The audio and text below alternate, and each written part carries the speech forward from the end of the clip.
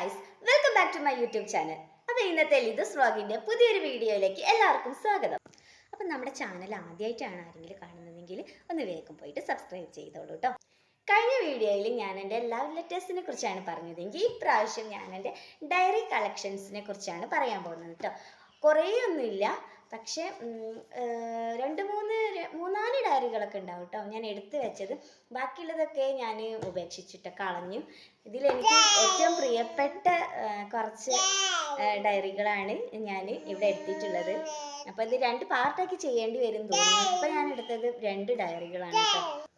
അപ്പോൾ ഗൈസ്, ഇത് 2009 ഡയറിയാണ് കേട്ടോ. ഞാൻ 8ാം ക്ലാസ് പഠിച്ചിരുന്ന സമയത്തത്തെ ഡയറിയാണ്. ഇതിനെക്കുറിച്ച് പറയുകയാണെങ്കിൽ ഈ ഡയറി എനിക്ക് ഒരാൾ ഗിഫ്റ്റ് തന്നതാണ് കേട്ടോ. അതാരാണെന്ന് വെച്ചാൽ എൻ്റെ ഒരു അമ്മായിൻ്റെ മോളുണ്ട് കേട്ടോ. അമ്മായിൻ്റെ മോൾക്ക് 8ാം ക്ലാസ്സിൽ നിന്ന് ഒരു ലൈൻ ഉണ്ടായിരുന്നു കേട്ടോ. അപ്പം ഞാനിവിടെ ആളെ പേരൊന്നും പറയുന്നില്ല. അവളിപ്പോൾ നല്ല കുടുംബജീവിതം നയിച്ചുകൊണ്ടിരിക്കുകയാണ് കേട്ടോ. നന്നായിട്ട് മുന്നോട്ട് പോകുന്നുണ്ട്. അപ്പം ഞാൻ ആളെ പേരൊന്നും പറയുന്നില്ല. അങ്ങനെ അവൾക്ക് ഒരു ലൈൻ ഉണ്ടായിരുന്നു കേട്ടോ അവരുടെ നാട്ടിൽ. അങ്ങനെ അവർക്ക് സംസാരിക്കാനൊക്കെ ഞാൻ അവരുടെ കൂടെ ഇങ്ങനെ കൂടെ പോയി കൊടുക്കാറുണ്ട് കേട്ടോ. അങ്ങനെ ഒരു ദിവസം അവളുടെ ലൈൻ ചോദിച്ചു എന്നോട്. ഏട്ടൻ ചോദിച്ചു കേട്ടോ, എനിക്ക് ഞാൻ എന്താണ് അടുത്ത പ്രാവശ്യം വരുമ്പോൾ കൊണ്ടുവരേണ്ടതെന്നൊക്കെ ചോദിച്ചപ്പോൾ ഞാൻ പറഞ്ഞു എനിക്കൊരു ഡയറി മതി എന്ന് പറഞ്ഞു. എനിക്ക് ഡയറി എഴുതാൻ ഭയങ്കര ഇഷ്ടമാണ്, അപ്പോൾ ഒരു ഡയറി മതി എന്ന് പറഞ്ഞു. അങ്ങനെ എനിക്ക് അവർ തന്ന ഡയറിയാണ് കേട്ടോ ഇത് ഇപ്പോഴും എൻ്റെ കയ്യിലുണ്ട് എന്ന് അവർക്കറിയുമെന്ന് അറിയില്ല കേട്ടോ. അങ്ങനെ അന്ന് ഞാൻ ഡയറി എഴുതിയിരുന്നു. ഇതിൽ ഒരുപാട് ഭയങ്കര ചരിത്രങ്ങൾ, ഇതെൻ്റെ ജീവചരിത്ര കുറിപ്പാണ് തന്നെ പറയുക. ഭയങ്കര കഥകളാണ്, സ്റ്റോറികളാണ് ഇത്. മക്കളെ ഇത് വായിച്ചാൽ എനിക്ക് തന്നെ ഇപ്പോൾ വായിച്ചിട്ട് സങ്കടം തോന്നുന്നുണ്ട്, ചിരിക്കാനും വരുന്നുണ്ട്, എല്ലാം ഉണ്ട് ഇതിൽ. അങ്ങനത്തെ ഒരു സംഭവമാണിത്. അപ്പോൾ എനിക്ക് ആ സമയത്തൊക്കെ ഞാൻ എൻ്റെ അമ്മയോട് ഇങ്ങനെ വഴക്കൊക്കെ കൂടിയിട്ട് അമ്മേൻ്റെ വീട്ടിലൊക്കെ പോയി നിൽക്കുമായിരുന്നു കേട്ടോ.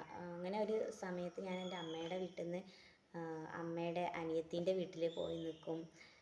അങ്ങനെയൊക്കെ ആയിരുന്നു ഞങ്ങൾ. അമ്മേൻ്റെ അടിച്ചാൽ വഴക്ക് പറഞ്ഞാലൊക്കെ ഞാൻ വേഗം തെറ്റിപ്പോവും കേട്ടോ. വേഗം തെറ്റിപ്പോവും. അങ്ങനെ ഇതിൽ പ്രധാനപ്പെട്ട കാര്യങ്ങളൊക്കെ ഞാൻ പറഞ്ഞുതരാം കേട്ടോ. അങ്ങനെ ഞാനൊരു ഏപ്രിൽ മാസം മാർച്ച് അവസാനം പോയി. മാർച്ച് അവസാനമല്ല, ഏപ്രിൽ ഞാൻ എൻ്റെ അമ്മേൻ്റെ അനിയത്തിൻ്റെ വീട്ടിലേക്ക് പോയിട്ടു. അങ്ങനെ അവിടെ എത്തിയപ്പോഴാണ് എനിക്ക് അങ്ങോട്ട് പോവേണ്ടിയില്ലായിരുന്നു എന്ന് തോന്നിപ്പോയൊരു സമയമായിരുന്നു അത്. അതിന് കാരണം എന്താണെന്ന് വെച്ചാൽ ഞാനിപ്പോൾ ഇവിടെ പറയുന്നില്ല, അത് മോശമാണ്. ഞാൻ അങ്ങനെ അമ്മേൻ്റെ അനിയത്തിൻ്റെ വീട്ടിൽ നിന്ന് എനിക്ക് എത്രയും പെട്ടെന്ന് എൻ്റെ വീട്ടിലേക്ക് വന്നാൽ മതിയായിരുന്നു എന്ന് തോന്നിപ്പോയൊരു സമയമായിരുന്നു കേട്ടോ.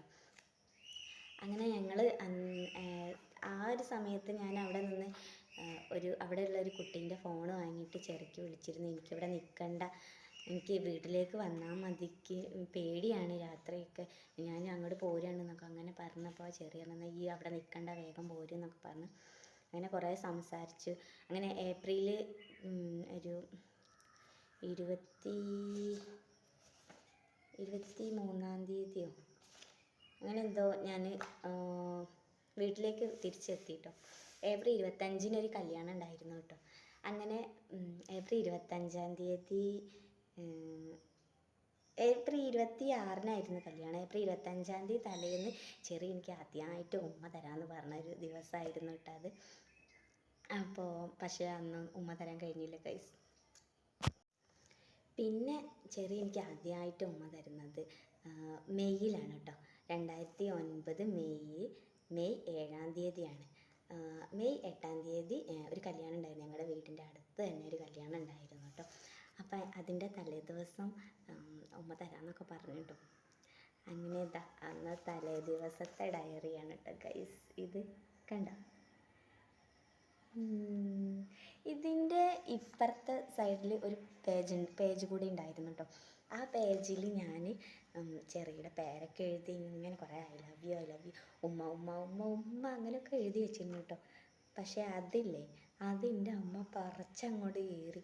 ഒരു ദിവസം ഞാൻ ഈ ഡയറി തുറന്ന് നോക്കുമ്പോൾ ആ പേജ് കാണുന്നില്ല ഗൈസ്. ഞാനാകെ ഞെട്ടിപ്പോയി. അപ്പോൾ എനിക്ക് ഒരു സംശയമില്ലായിരുന്നു, അതെൻ്റെ അമ്മ തന്നെയായിരുന്നു. കാരണം അനിയൻ അന്ന് ചെറിയ കുട്ടിയായിരുന്നു. അപ്പോൾ അവനെന്തായാലും ഇത് വായിച്ച് നോക്കിയിട്ട് കയറി കളയുന്നില്ല. അപ്പോൾ അമ്മ തന്നെ ആയിരിക്കും ഇത് എടുത്ത് കയറി കളഞ്ഞതെന്ന് തോന്നി.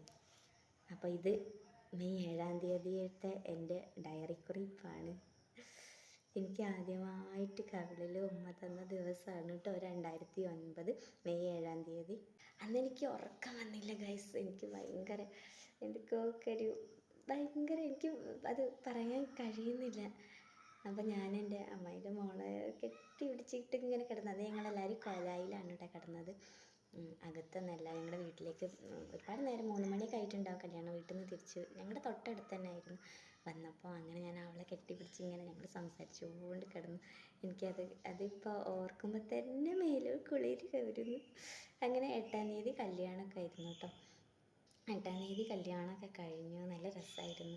ഞങ്ങൾ പെണ്ണിനെ കൂട്ടാനൊക്കെ പോയിട്ടോ ബസ്സിൽ. അതൊക്കെ രസമായിരുന്നല്ലേ പണ്ട്. ഇങ്ങനെ ബസ്സിൽ പെണ്ണിനെ കൂട്ടാൻ പോവുക, പിന്നെ അതുപോലെ തന്നെ ബദൽ പോവാം. അതൊക്കെ നല്ലൊരു രസമായിരുന്നല്ലേ അന്നത്തെ കാലത്തൊക്കെ. പിന്നെ സൽക്കാരത്തിൻ്റെ ദിവസം ഞങ്ങൾ ആരും പോയില്ല കേട്ടോ.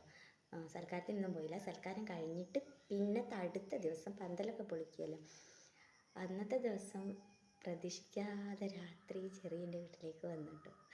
അപ്പോൾ നേരത്തെ പറഞ്ഞ എൻ്റെ അമ്മായിൻ്റെ മോള് എൻ്റെ കൂടെ വന്നിട്ട് അവൾ അമ്മയോട് ഒക്കെ പറഞ്ഞ ഞങ്ങൾക്ക് മൂത്രമൊഴിക്കേണ്ടെന്നൊക്കെ പറഞ്ഞ് ഞങ്ങൾ മെല്ലെ പുറത്തിറങ്ങി ഗൈസ്.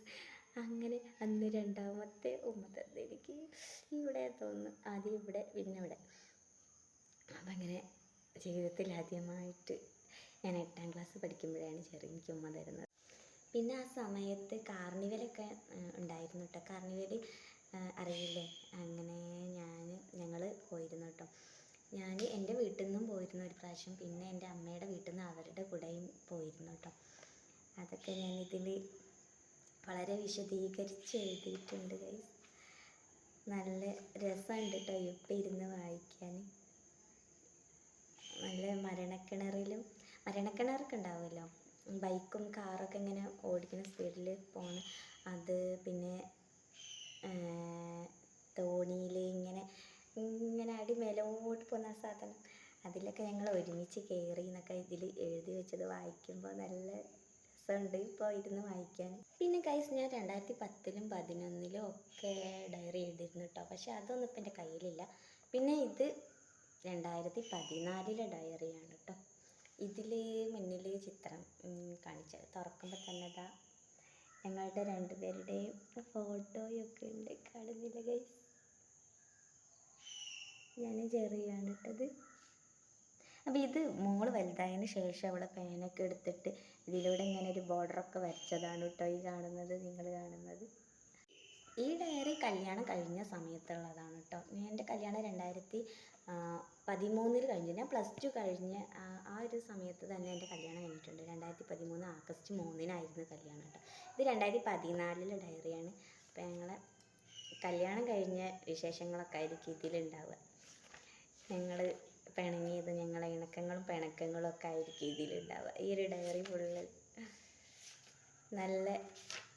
നല്ല എഴുത്ത്. ഇപ്പം കാണാൻ നല്ല ഭംഗിയുണ്ട്. ഞാൻ കുറേ ലവൊക്കെ വരച്ച് വെച്ചിട്ടുണ്ട് ഇവിടെ, കണ്ടില്ലേ ഗൈസ്? നിങ്ങൾക്ക് എത്രത്തോളം കാണാൻ പറ്റും? ആർക്കും വായിക്കാൻ കഴിയുന്നില്ലല്ലോ. അങ്ങനെ ഇതിൽ ഒരുപാട് സംഭവങ്ങളുണ്ട്. അപ്പോൾ പിന്നെ ഈ ഡയറിയിലുള്ള ബാക്കി വിശേഷങ്ങളൊക്കെ ആയിട്ട് ഞാൻ വീണ്ടും വേറൊരു വീഡിയോയുമായിട്ട് വരുന്നതായിരിക്കും കേട്ടോ.